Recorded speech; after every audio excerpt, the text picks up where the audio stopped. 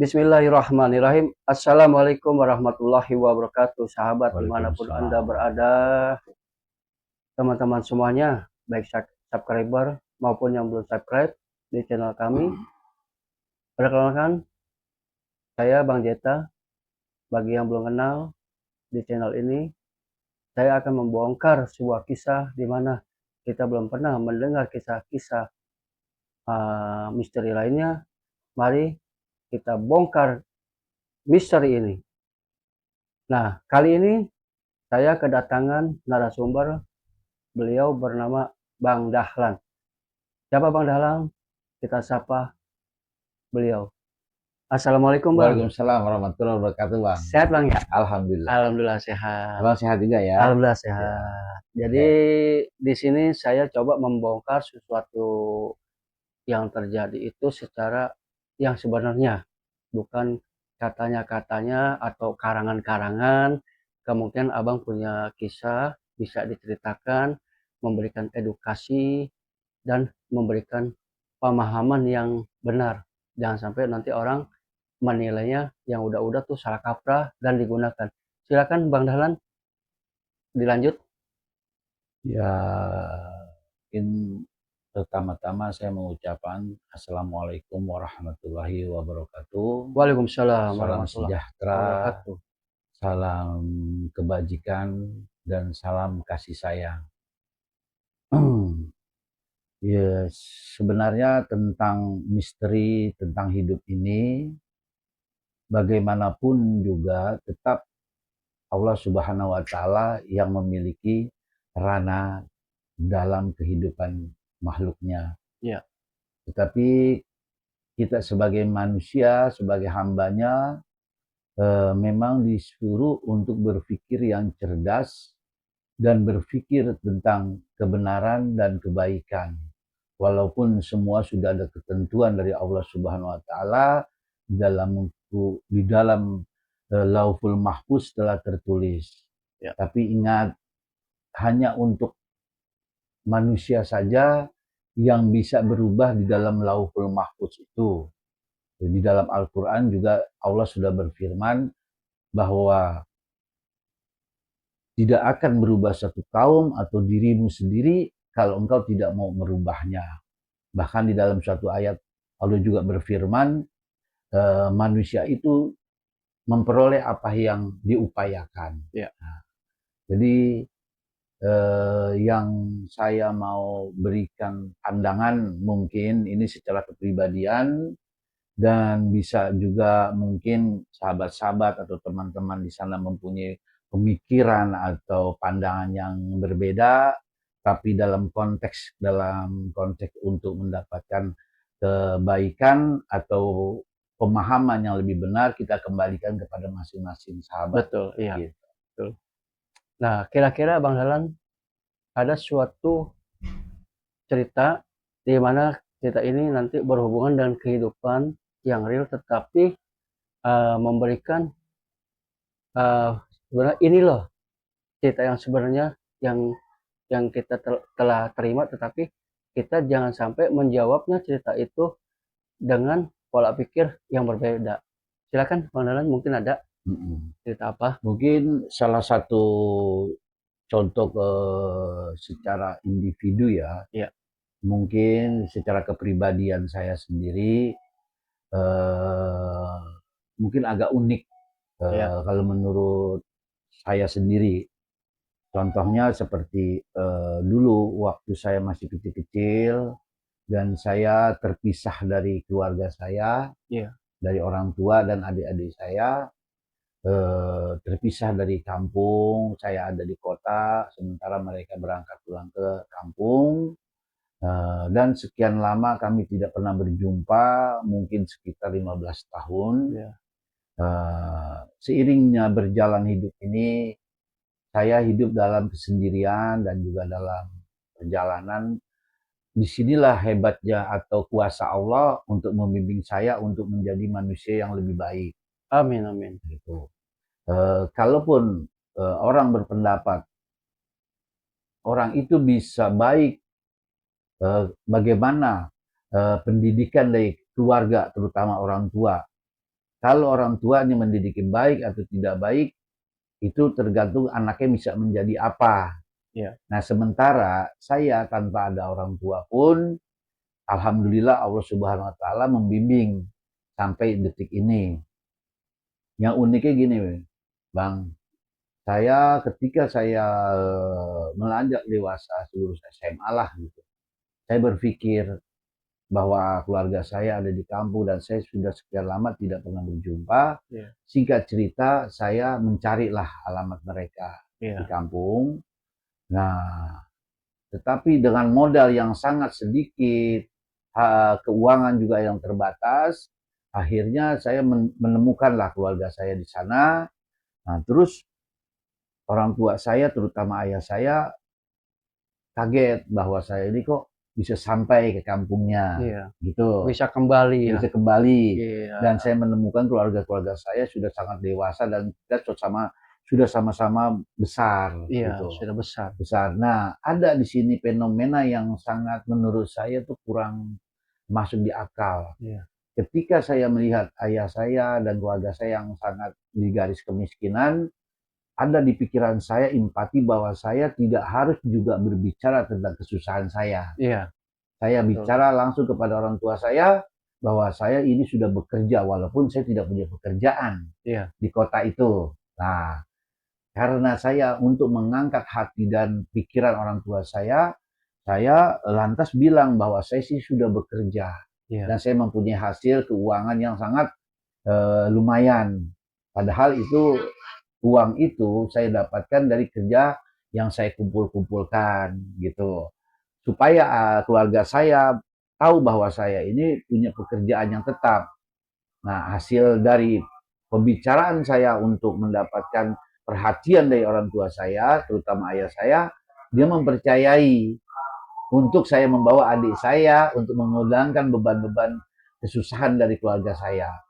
Singkat cerita, saya tunjukkan bahwa saya ini punya uang. Saya bangun sedikit-sedikit rumah yang di kampung untuk membuktikan. Ya. Nah, saya bilang bahwa saya bekerja. Ditanya kepada saya, orang tua saya bertanya, kamu kerja di mana? Saya kerja di suatu perusahaan pengeboran minyak gini. Saya bilang. Akhir singkat cerita, percayalah orang tua saya, padahal saya tidak bekerja. Nah, singkat cerita, akhirnya saya balik lagi ke kota. Masya Allahnya, seminggu kemudian saya ditawarkan bekerja di tempat yang saya bilang itu. Jadinya istilahnya mulutmu adalah harimaumu, jadi mulutmu adalah doamu. Betul. Nah, saya pilih yang kedua adalah Betul. mulutmu adalah doamu. Iya. Masya Allah. Iya. Nah, Hebat. dengan tercipta, walaupun saya berbohong sama orang tua saya, tapi karena kecintaan saya kepada keluarga, saya harus mengambil langkah itu. Iya. Nah, akhirnya, singkat cerita saya kembali di kota, akhirnya teman saya menawarkan suatu pekerjaan yang pas dengan yang saya bilang kepada orang tua. Akhirnya bekerjalah saya di situ. Selama itu saya bekerja, alhamdulillah kehidupan saya semakin menambah. Saya ambil adik-adik saya yang dari kampung untuk mengurangi beban keluarga saya. Iya. Nah, kalau kita lihat di sini fenomenanya di luar nalar kita, gitu. Iya. Walaupun manusia ini berpikir dia untuk menggapai sesuatu dengan niat-niat baik, insya Allah, walaupun itu tidak tepat pada prinsipnya, dia akan menjadi kebenaran itu sendiri. Iya. Gitu. Allah jadi tadi Ustadz Irfan Alban tadi mengatakan, kita katakan bahwa diri kita ini bukan susah kaya.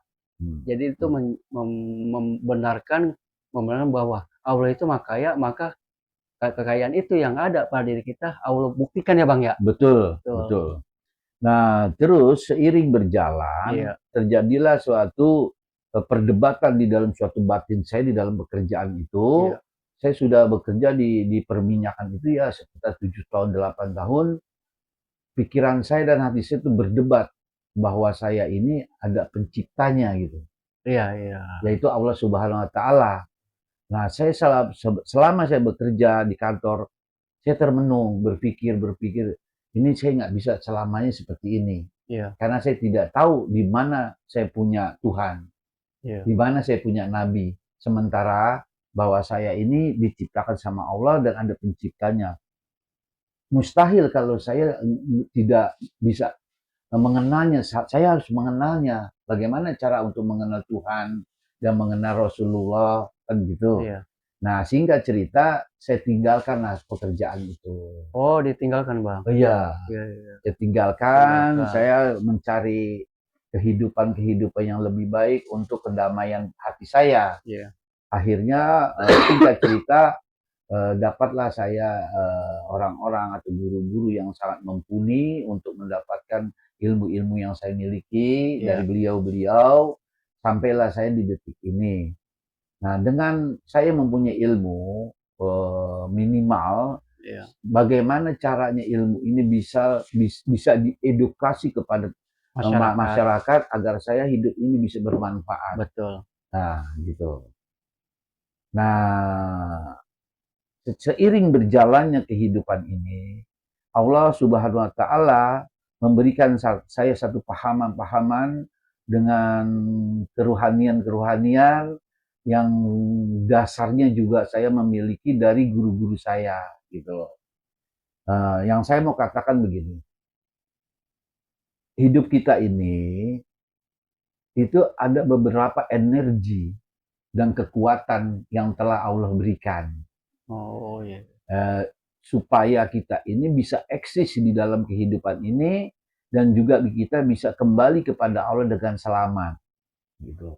Contoh yang tadi Abang bilang bahwa energi atau apa yang kita inginkan kalau kita niatkan benar, baik, dan kita yakin Iya. terjadi. Nah, di sini ada konsepnya begini. Manusia itu punya energi. Energi itu datangnya dari Allah Subhanahu wa Ta'ala.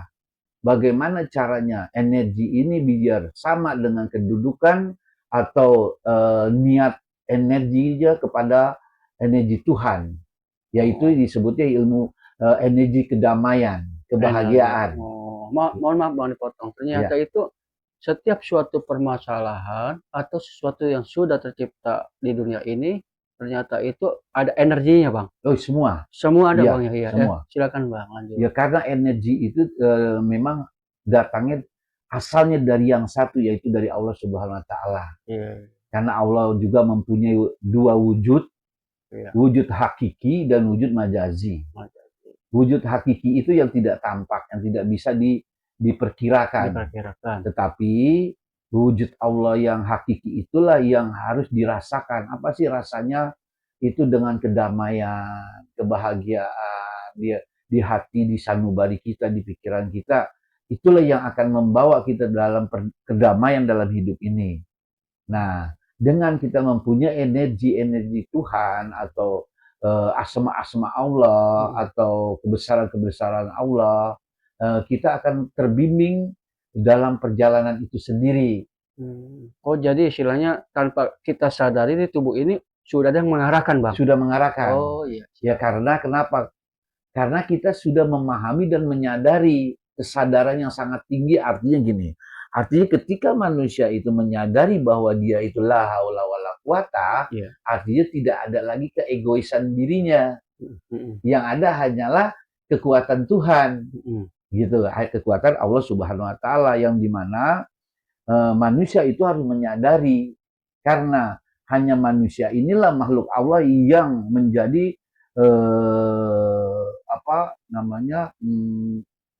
memegang peranan di dunia ini, karena dia termasuk khalifah, pemimpin. Nah, jadi kalau manusia itu tidak mempunyai pemikiran atau kesadaran yang tinggi kepada dirinya, artinya bahwa dia itu ada yang memiliki dan ada yang menguasai. Sementara manusia itu akan dipropaganda dengan pikiran-pikiran yang selalu menghasut. Setiap detiknya dia tidak terhenti pikiran itu. Karena pikiran itu, setiap dia berpikir dengan sesuatu apa yang dia tidak suka, dia akan hidup pikiran itu terus. Bagaimana cara untuk menghilangkan pikiran-pikiran yang tidak nyaman atau tidak baik buat diri kita? Kita tidak perlu menjawab apa yang ada di dalam pikiran itu. Cukup disaksikan aja sesuai dengan asyhadu alla ilaha illallah. Saya bersaksi tiada Tuhan selain Allah. Artinya bahwa kita ini hanya suruh menyaksikan saja dalam perjalanan hidup ini. Nah, ketika kita melabelkan bahwa kita ini ada, itu yang menjadi bermasalah. Ya, tetapi tetap kita mengacu kepada Al-Quran yang sebagai petunjuk. Nah, dari Al-Quran itulah kita mendapatkan satu petunjuk-petunjuk, langkah-langkah, bagaimana cara kita membongkar rahasia-rahasia Allah, rahasia-rahasia Tuhan, begitu. Oh, jadi teman-teman, ternyata di dalam dunia ini banyak hal sepele, ternyata itu hal sepele tersebut adalah mengandung energi. Kemungkinan pendapat saya, apabila kita sudah menguasai atau menemukan ilmunya, mudah-mudahan kita dalam menjalankan hidup ini, kita bisa mengendalikannya secara sempurna. Berdasarkan abang tadi bilang, asyhadu alla ilaha illallah, aku bersaksi bahwa tidak ada Tuhan selain Allah. Berarti insya Allah itu ridho ya bang ya? Ridho. Jatuhnya. Artinya di situ ada penyerahan. Penyerahan atas kuasa Tuhan. Ya. Kita hanyalah disuruh menyadari saja. Ketika dia tidak sadar, dia akan bermasalah dalam hidupnya. Gitu. Tetapi tetap konteks kita di dalam Al-Quran, Allah juga bilang bahwa gunakanlah akal yang benar. Iya. Karena di sini kita ada energi positif dan ada energi negatif. Ada kodok dan kodarnya. Ya. Ketika kita tidak menyadari bahwa setiap ketidakbaikan pasti di sampingnya ada kebaikan. Adanya kebaikan, adanya ketidakbaikan. Nah, ketika kita menyadari bahwa dua-duanya itu memang harus kita rangkul dengan kasih sayang, sehingga kehidupan kita ini tidak menjadi pecah dengan tidak ada arah. Karena kita tidak menyadari bahwa hidup ini hanya dua. Kalau tidak senang ya susah. Ya. Karena ada dua juga, kalau nanti malam pasti ada siang. Artinya ketika kita sudah menyadari itu, mungkin secara emosional atau kemanusiaan atau egois kita itu mungkin agak bisa redah. Gitu. Istilahnya bisa dikendalikan. Karena dengan adanya kesadaran. Nah, kesadaran itu bisa tumbuh dikarenakan kita menuntut ilmu, mencari ilmu-ilmu yang baik untuk kita, untuk menjadi persenjataan kita untuk melawan kehidupan ini. Kalau kita tidak punya ilmu, bagaimana kita untuk menangkis serangan kehidupan ini yang tidak nyaman? Iya, betul. Sementara dia tetap akan menyerang kita, gitu. Kenapa sih Allah ciptakan alam semesta ini beserta isinya? Karena Allah suruh memperbaharui, disuruh diperbaiki. Kalau memang semuanya sudah baik, untuk apa Allah ciptakan? Artinya seperti kita berumah tangga, ada laki, ada perempuan. Pasti dia dua-duanya harus berbeda, agar dia bisa menyatukan yang tadinya tidak baik jadi baik. Nah, kalau dalam satu keluarga, suami dan istri tidak menyadari itu, yang terjadi itu malah petaka. Karena dia tidak dapat petunjuk dari Al-Quran. Gitu. Iya, betul ya. Kalau dia dua-duanya memang sama-sama baik, untuk apa lagi dia bersama? Karena ketidakbaikan satu sama lain, itulah yang dia harus hadapi untuk merubah tatanan hidupnya biar rapi. Bukan menjadi itu suatu cobaan, ujian, atau jadi masalah dalam hidup. Bukan, kalau dia menyadari bahwa dia dibedakan laki dan perempuan atau suami dan istri untuk mencari kebaikan, menutupi sesuatu yang tidak baik, ditutupi sama suami atau istri, agar dia mendapatkan suatu kesadaran bahwa dia ini menjalani hidup ini bukan karena nafsunya, tetapi karena keinginan Tuhan yang harus disadari. Iya. Dia harus mencari kedamaian sehingga dia menjadikan keluarga yang sakinah, mawaddah, warahmah. Jadi kalau ada konflik di dalam suatu keluarga, itu bukan ujian atau cobaan, itu pelajaran yang Allah berikan agar kita bisa pinter, Bisa cerdas. cerdas. Iya. Tetapi kalau kita tidak paham, tidak mempunyai keilmuan atau belajar kepada guru-guru kita, mungkin itu menjadi suatu petaka bagi kita. Hari-hari ribut, Ribut. kekurangan ini, kurang itu, gitu. Nah, energinya pun itu tidak akan menjadi positif, Yang ada negatif semua. negatif semua. Iya, Iya. tergantung permintaan nih. Iya. Kan alam semesta ini hanya tinggal memberikan apa yang kita minta. Oh gitu ya, Oh Bang? iya, karena dia punya Oh. energi. Iya, benar. Benar. Makanya ada gravitasi bumi itu kan artinya menunjukkan bahwa dunia ini ada energinya gitu. Iya, benar. Nah, ketika kita punya mindset tidak baik, punya pikiran tidak baik, itulah yang kita pintakan kepada Tuhan. Iya. Nanti alam ini yang akan memproses, akan memberikannya. Iya. Gitu. Lewat kebutuhannya. Kebutuhannya karena dia mempunyai pemikiran yang seperti itu. Iya. Kalau dia berpikir bahagia, selalu damai, memaafkan, cinta kasih, Iya. kasih sayang, alam itu juga akan merespon semuanya. Iya. Allah tinggal memberikan kun fayakunnya. Iya. Jadilah. Nah, seperti itu, Pak. Jadi gini, Bang, ada suatu pertanyaan nanti. Mungkin pertanyaan saya ini Betul. Pernah saya dengar dari seseorang. Saya akan bertanya langsung sama Bang. Apa benar tidak ada suatu kebaikan tanpa adanya kejahatan? Jadi seseorang umpamanya ini orang baik banget, tapi dia belum pernah tahu kebaikan itu apa. Tapi orang ini menilai, oh ini baik banget, tapi dia tidak bisa menilai kejahatan. Itu kira-kira pendapat Abang bagaimana tuh, Bang? Maksudnya gini, bumi ini seimbang, ada benar, ada salah, ada siang, ada malam, ada masalah pahit, ada masalah manis. Kalau semuanya pahit semua, manis semua, berarti dunia nggak seimbang, kira-kira gitu, Bang, ya? Iya. Ya. Menurut pendapat Abang bagaimana, Bang? Tadi kan saya sudah bilang bahwa Allah menciptakan alam semesta ini. Di dalam Al-Quran, Allah juga berfirman bahwa hidup ini hanyalah bersanda gurau. Bersanda gurau. Iya. Artinya, kalau kita masuk ke dalamannya, kita hanya disuruh menyaksikan saja. Jangan memberi pendapat. Iya, benar. Ketika kita memberi pendapat, ketika kita melawan sesuatu yang memang bukan ranah kita nggak akan menerima. Karena kenapa? Karena kita sudah melabelkan bahwa kita ini ada. Bahwa sesungguhnya, ya kita ini sebenarnya tidak ada. Tidak ada. Yang ada hanyalah Allah Subhanahu Wa Taala, kan gitu. Iya. Nah, kalau ditanya, ini tangan siapa, Bang? Bukan tangan Allah ini mah. Ya artinya gini. Iya. Abang namanya siapa? Jata. Ini tangan saya, kan begitu? Iya, tangan saya. Ini kaki saya. Kaki saya. Nah, sayanya yang mana?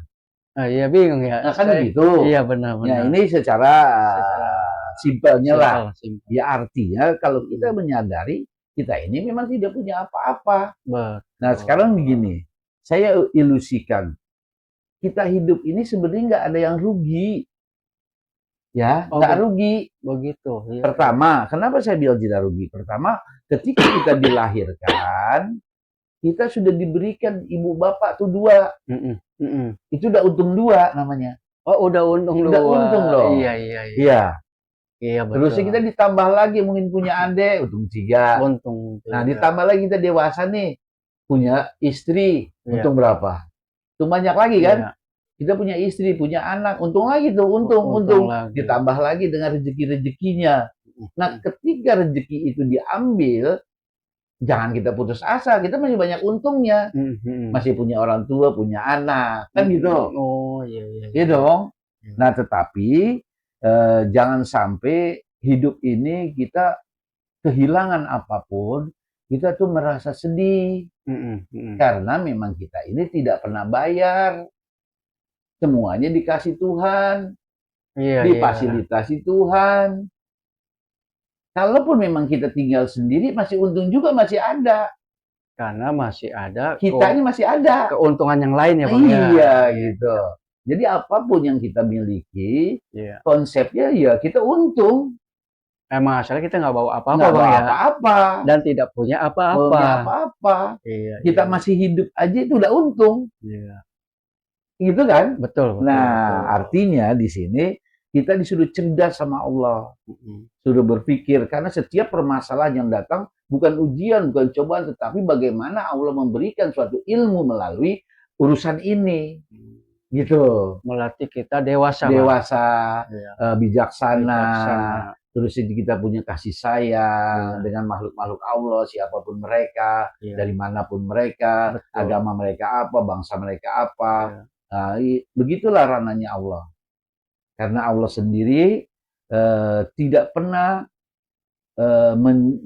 Allah sendiri tidak pernah suka dengan urusan yang sulit. Allah selalu menginginkan yang mudah-mudah. Mudah-mudah. Nah, manusianya lah yang kadang-kadang mempersulit. Iya. Dengan pemikiran-pemikiran, pengen ini, pengen itu. Padahal dengan adanya dia aja udah untung gitu dia hidup. Iya, iya. Dan dia bisa bersyukur kepada Allah bahwa terima kasih ya Allah bahwa engkau berikan hidup ini sehingga saya bisa melihat ciptaanmu, sehingga saya bisa melihat yang lain, makhluk-makhlukmu. Seandainya saya tidak tercipta, mungkin saya tidak tahu. Iya. Dengan adanya engkau ciptakan, saya bersyukur dia bisa tahu, teman saya begini, istri saya begini, anak-anak saya seperti ini, dan orang-orang yang saya lihat seperti ini, itu suatu keberkahan. Kalau kita mau menyadari sesadar-sadarnya. Gitu. Nah, baik teman-teman. Saya pribadi punya permasalahan. Abang tadi apa? Dahlan. Abang? Dahlan. Abang Dahlan ini punya permasalahan. Semua hidup punya permasalahan. Tapi ada satu simbol tip yang Abang Dahlan ini kemukakan bahwa yang menjadi propaganda permasalahan kita adalah diri kita sendiri, pikiran kita sendiri. Apabila kita sudah menemukan cara dalam mengatasinya, bahwa kita hidup ini hanya menyaksikan ya Bang ya. Betul. Dan hanya menjalankan. Tidak ada sesuatu yang Allah berikan itu yang sulit-sulit. Karena yang membuat sulit itulah propaganda alam di bawah sadar kita. Billahi taufiq wal hidayah. Wassalamualaikum warahmatullahi wabarakatuh. Waalaikumsalam warahmatullahi wabarakatuh.